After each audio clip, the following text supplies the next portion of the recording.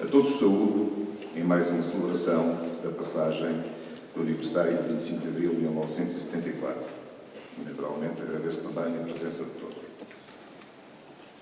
Permitam-me, este ano, o arrojo de iniciar a minha intervenção com a leitura de um poema. Dizia então, em dezembro de 1956, Jorge de Sena: não hei de morrer sem saber qual a cor da liberdade. Eu não posso senão ser desta terra em que nasci. Embora ao mundo pertença e sempre a verdade vença, qual será ser livre aqui, não hei de morrer sem saber. Trocaram tudo em maldade, é quase um crime viver. Mas embora escondam tudo e me queiram cego e mudo, não hei de morrer sem saber qual a cor da liberdade. Foram precisos mais de 18 anos para, desse então, Jorge de Sena, descobrir a cor da liberdade. Em 1974, pôde dizer: qual a cor da liberdade? É verde, verde e vermelha. Quase 50 anos reinaram neste país e conta de tantos danos, de tantos crimes e enganos, chegava até à raiz. Qual a cor da liberdade? É verde, verde e vermelho. Tantos morreram sem ver o dia do despertar. Tantos sem poder saber com que letras escrever, com que palavras gritar. Qual a cor da liberdade? É verde, verde e vermelho. Essa paz de cemitério, toda prisão ou censura, e o poder, feito galério, todo em bófia e sinecura. Qual a cor da liberdade? É verde, verde e vermelha. Esses ricos sem vergonha, esses pobres sem futuro, essa imigração medonha e a tristeza, uma peçonha, envenenando o ar puro. Qual a cor da liberdade? É verde, verde e vermelha. Essas guerras de além-mar, gastando as armas e a gente, esse morrer e matar, sem sinal de se acabar, por política demente. Qual a cor da liberdade? É verde, verde e vermelha. Esse perder-se no mundo o nome de Portugal, essa amargura sem fundo, só miséria sem segundo, só desespero fatal. Qual a cor da liberdade? É verde, verde e vermelho. Quase 50 anos durou esta eternidade, numa sombra de gusanos e em negócios ciganos, entre mentira e maldade. Qual a cor da liberdade? É verde, verde e vermelho. Saem tanques para a rua, sai o povo logo atrás. Estala, enfim, altiva e nua, com força que não recua, a verdade mais veraz. Qual a cor da liberdade? É verde, verde e vermelho. Depois de ler estas palavras, também eu, passados mais de 40 anos, sinto a angústia de dizer, hoje, que não hei de morrer sem saber a cor da liberdade. Ainda tenho esperança. Esperança que os valores de Abril sejam revisitados, ressuscitados e revividos. Esperança em valores como a igualdade, a solidariedade, a fraternidade, a justiça social. Esperança de que a cor da liberdade seja verde, verde e vermelha. Viva o 25 de Abril, viva a liberdade, viva Portugal. Muito obrigado. Somos um grupo de cidadãos independentes, contextualmente pouco numeroso e criado para servir e cuidar dos interesses da agricultura. Não é, pois, nosso objetivo dissecar toda a vertente da política e muito menos esgramir sobre erros e avanços do passado, mas, sobretudo, cuidar do presente e olhar para o futuro. Aguardamos, contudo, que os partidos aqui representados não nos proporcionam, nesta data histórica, mais uma réplica do canal do Parlamento, onde todos os debates têm um denominador comum. Regresso ao passado para comparar opções, mostrar gráficos, percentuais ou às décimas, desculpar os seus e responsabilizar os outros. Tirem deste filme, o povo quase não vota, pois a realidade é bem crua e pouco badalada. Somando à abstenção aqueles que votam para fazer um frete ao amigo, familiar ou interveniente, resta-nos uma percentagem muito reduzida daqueles que formaram uma estrutura política de conhecimento do 25 de abril de 74 ao grau.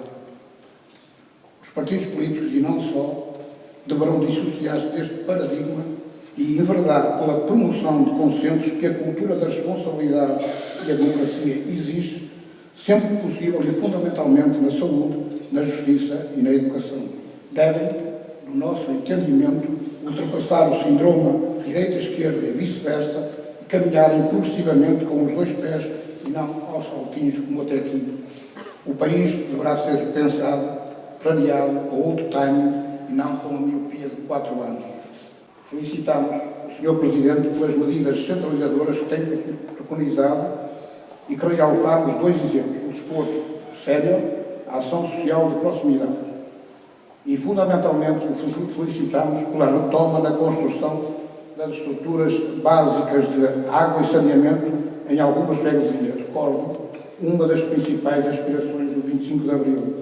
E, nesse contexto, solicito que encaixe este trabalho no seu caderno de prioridades, pois, se é muito mau não ter estes equipamentos, continua a ser mau uns terem e outros não. Concluo. Confesso não ter memória de ter tido tanta dificuldade em escrever sobre um assunto como desta vez, depois de ter recebido o convite para discursar nesta sessão solene em representação do movimento independente para a Frente de Santo Tirso. E essa dificuldade foi tão maior que não foi apenas minha. Daquilo que pude constatar entre as diversas pessoas com quem troquei impressões sobre o assunto, dentro e fora do movimento independente, todas manifestaram, de uma forma ou de outra, a mesma dificuldade. Umas por razões relacionadas com os tantos descaminhos do chamado ideal do 25 de Abril, outras por a data e o seu significado ser cada vez menos nítido ao ponto do 25 de Abril, pois já pouco ou nada lhes dizia. Estes tempos de hoje parecem-se cada vez mais com outros que já tínhamos como desaparecidos e fazendo parte da história e que são o do quero, posso e mando, que avilta e descaracteriza a verdadeira democracia participativa dos eleitores.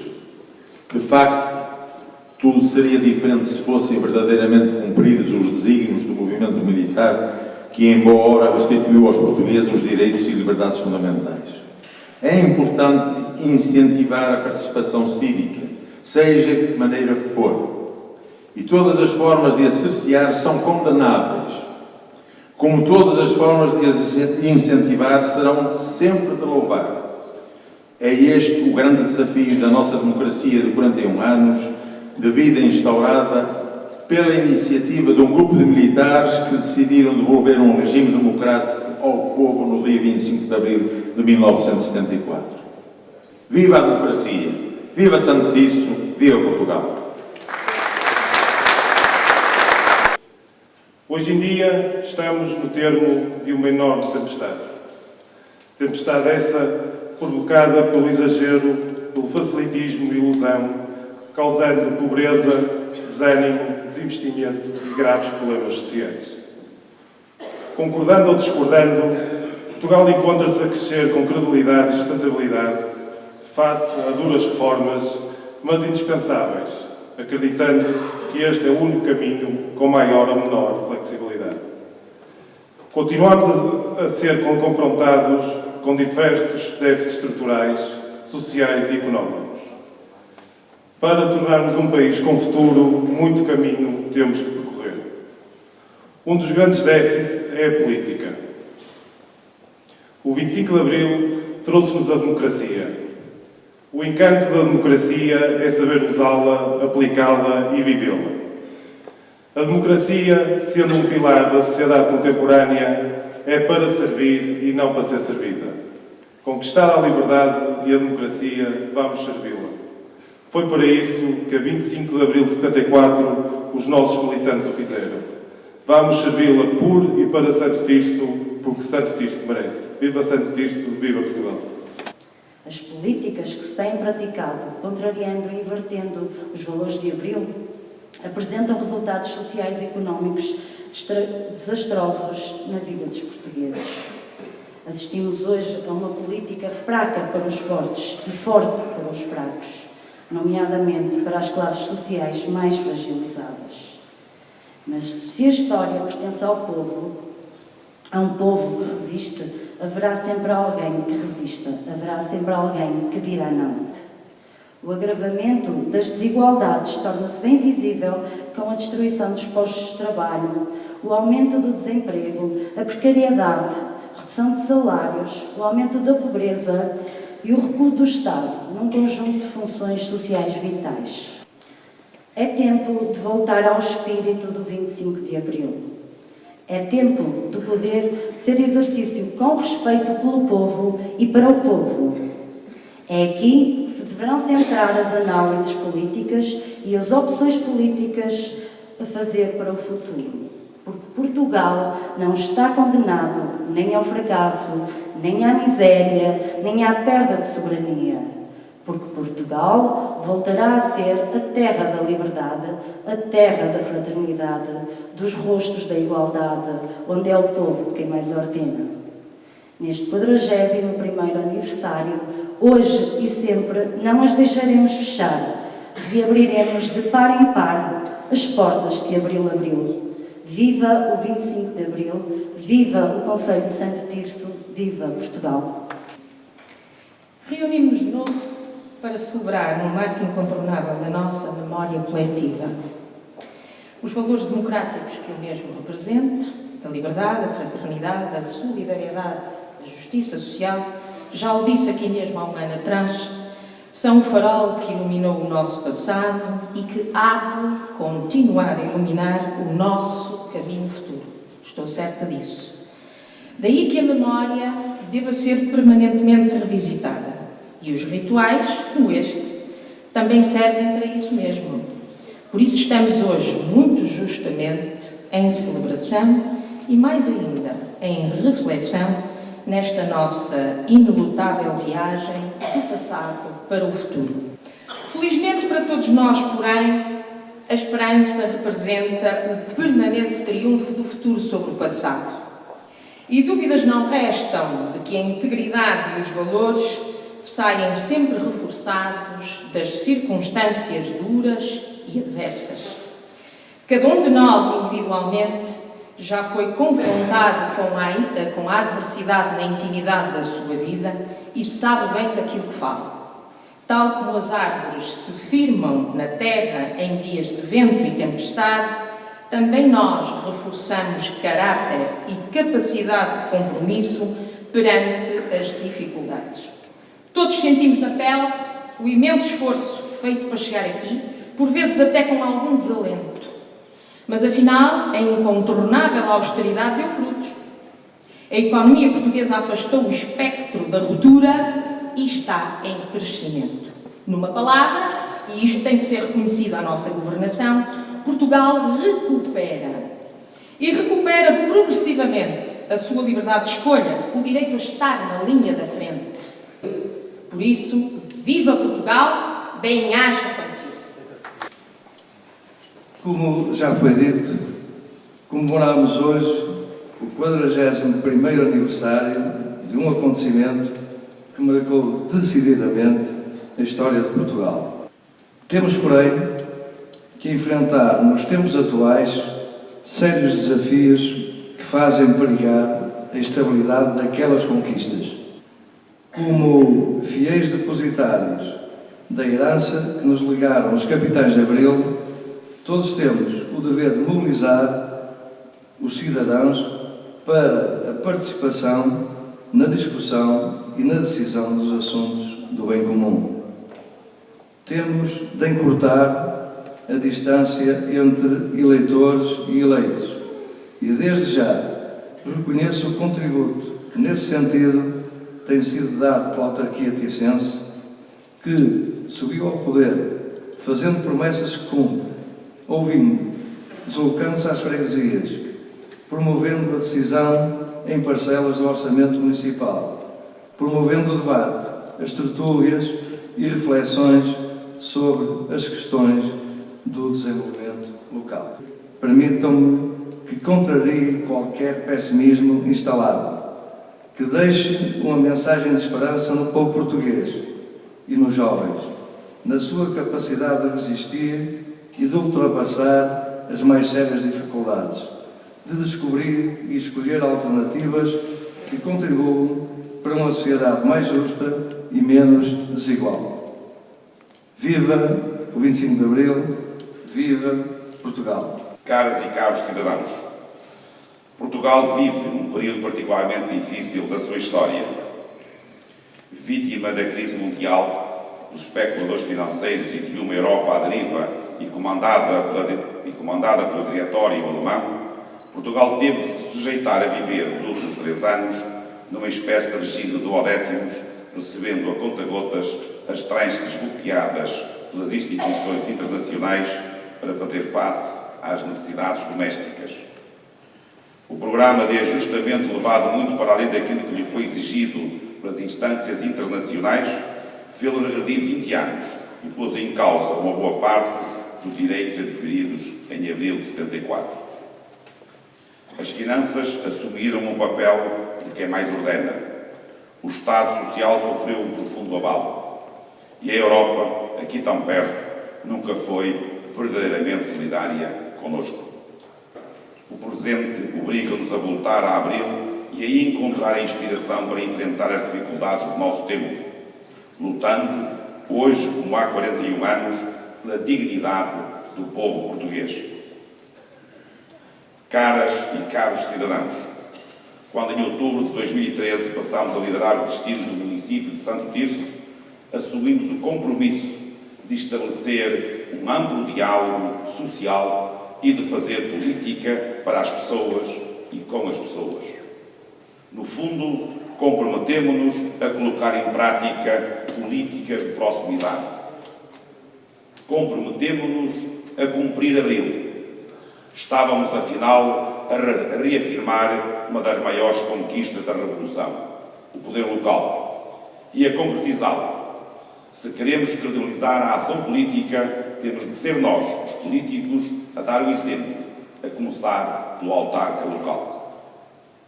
Ao fim de ano e meio de mandato, sentimos que estamos a cumprir o nosso dever e a cumprir abril. Sentimos que se iniciou um novo ciclo em Santo Tirso, com reflexos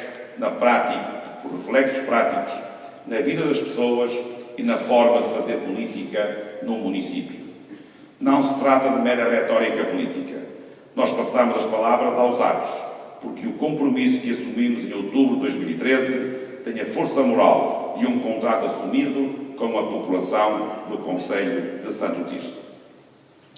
É a retórica política que tínhamos sido nós a abrir a todas as forças políticas, com assento na Assembleia Municipal, a possibilidade de usarem da palavra na sessão solene comemorativa do 25 de Abril?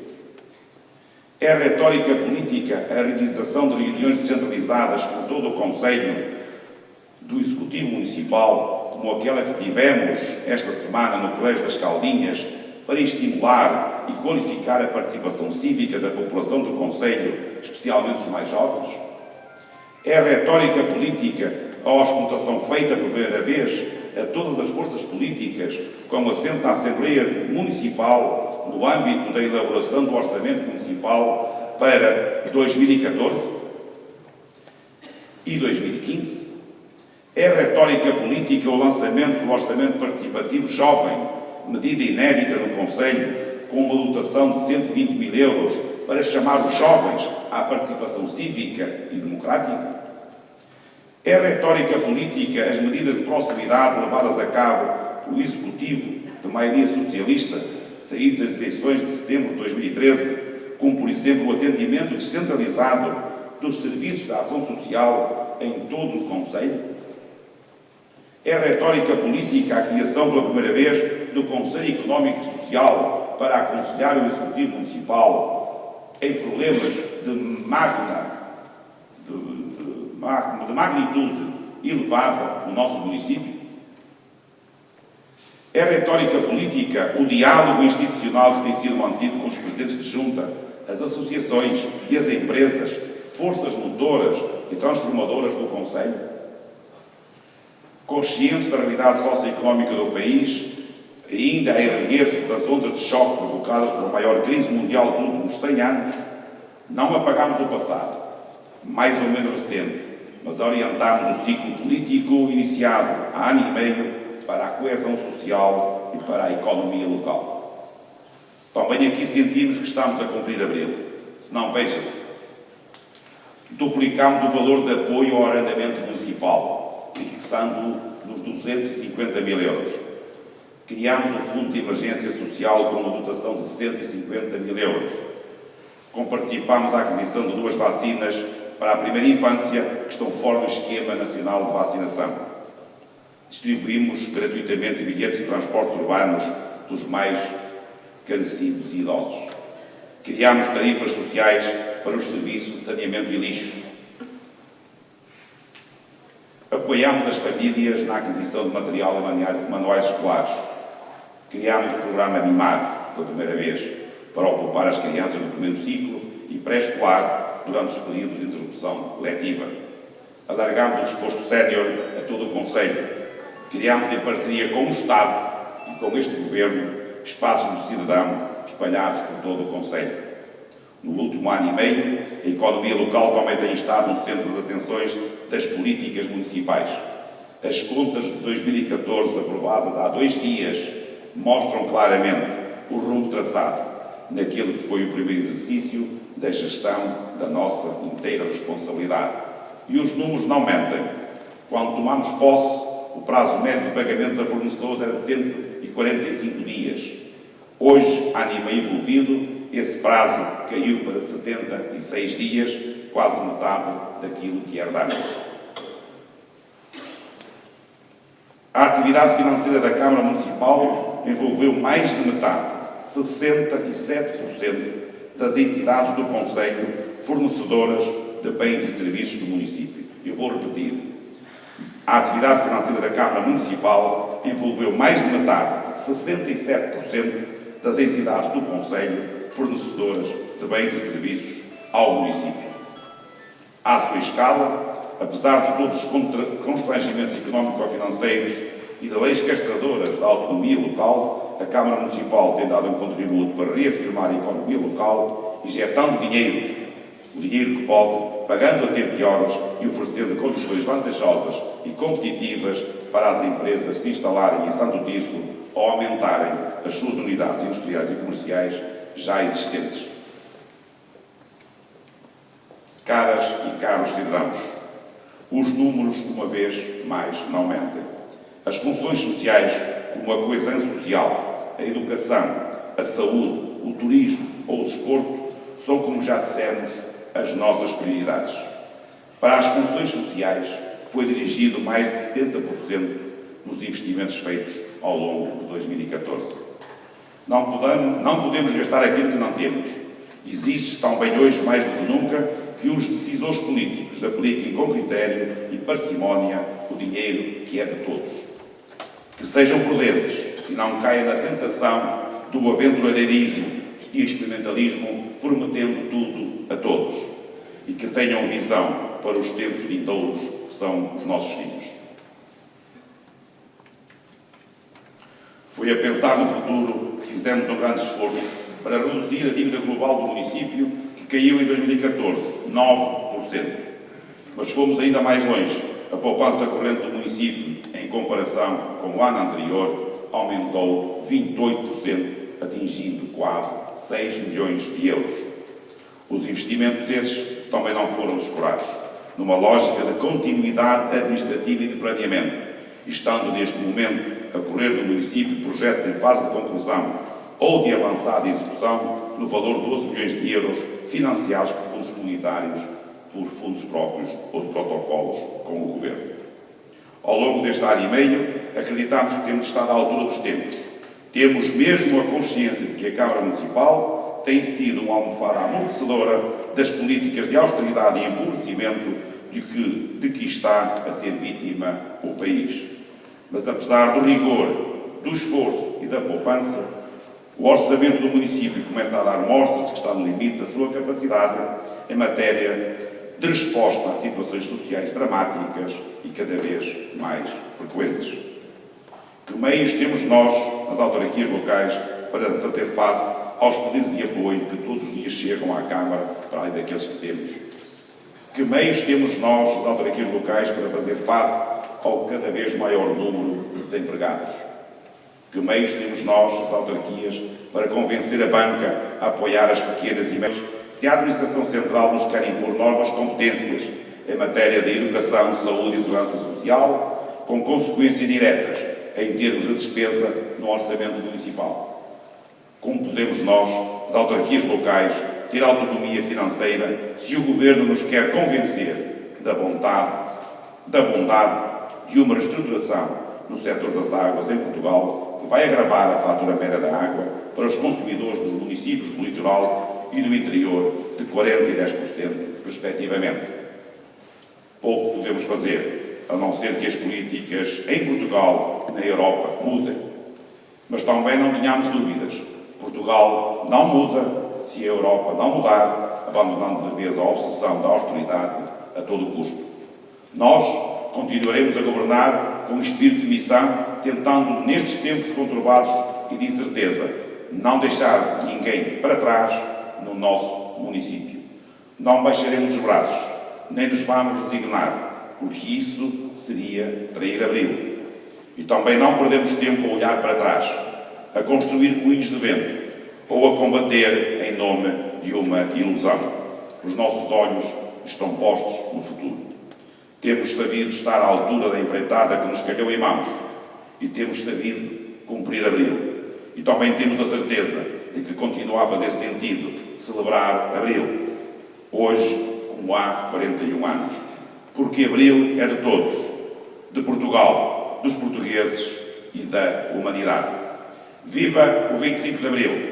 Viva a liberdade, viva o poder local, viva Santo Tirso, viva Portugal. Muito obrigado.